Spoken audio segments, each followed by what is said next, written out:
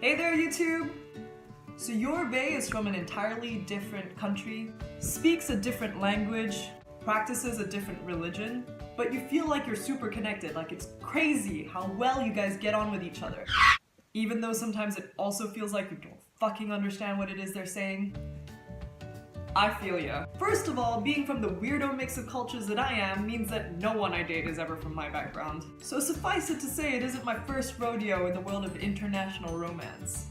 And it goes without saying that my parents are from entirely different cultures, different backgrounds, they speak different languages.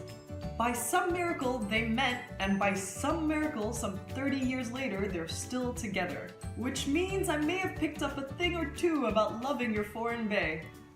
And I do mean to say it's surprising because they had entirely different lives, different backgrounds, different personalities. So when they fight, it's like, holy shit.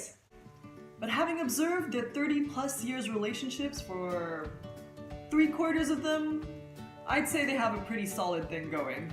So how do you overcome the cultural hurdles? Well, some of these are gonna sound super obvious, you know, applicable to normal relationships as well where there isn't a cultural barrier. They just maybe become more important when there is a cultural barrier. One that you have to jump over. Repeatedly. Number 1, understand the communication tendency in that culture. Anthropologist Edward T. Hall identified in the 1970s certain cultures as being high context or low context. The simplest way to explain this is this. A low context culture is a culture where 100% of what you say is what you mean. You don't need context to understand what is being communicated. It's explicit. A high context culture is a culture where the context, who is speaking, what the situation is, who is present, changes the meaning of what is being communicated. It's implicit. A lot of East Asian cultures tend to fall more towards the high context culture category. Where I'm from, Thailand, this is definitely the case. We don't like confrontation, we don't like awkward situations, we don't like rocking the boat, we don't want to hurt your feelings, and it's important to save face.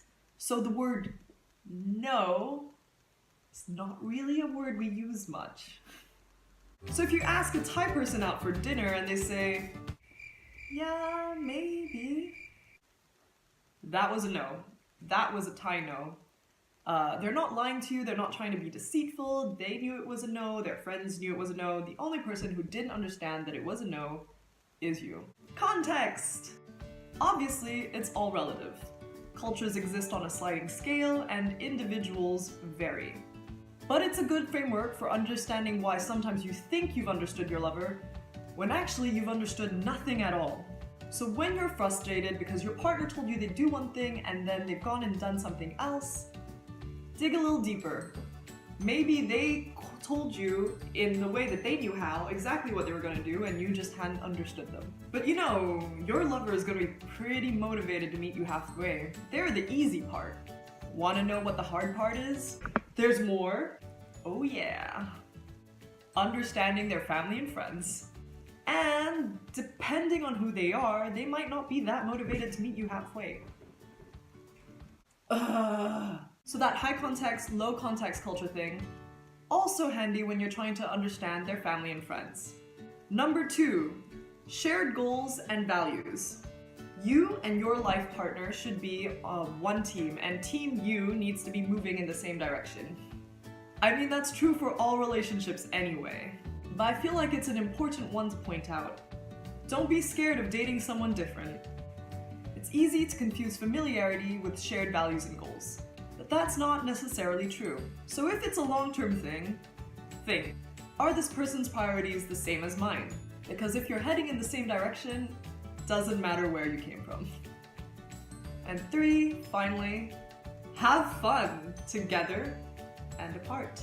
Personally, I really believe having fun is super important. You don't need to do everything together, you don't need to like all the same things, but there has to be a place where both your worlds meet. My parents, for example, love hosting. Seriously, I'm surprised my mom hasn't put herself forward for come dine with me. She'd be so competitive, she'd roast them. But that isn't a shared life value that my parents have. That's just something they both enjoy. They love good food, they love good booze, they love a good shindig. It's where their worlds meet. But they also spend a lot of time apart. Sometimes you gotta be with your own people, and that's okay. Hopefully you understand this new culture well enough that over time it starts feeling more natural and less like active learning. But wanting to be with family and friends who share your background is normal. We all need that sense of belonging and that feeling that someone gets us. But hoping for one person to fulfill all of those emotional needs is simply unrealistic.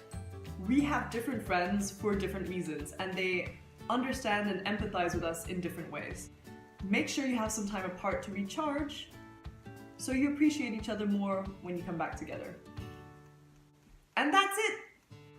Cross-cultural relationships are not actually that different from any other relationships. There's just more opportunity for miscommunication to be a thing. But if you're anything like me and you love discovering something new, then dating someone from a different background opens up a whole new worldview, a whole new language, a whole new way of seeing things. Not to mention the food. So have you dated someone from a different culture before? What was your experience? Any tips you'd like to share? Please put your thoughts in the comments below. See ya!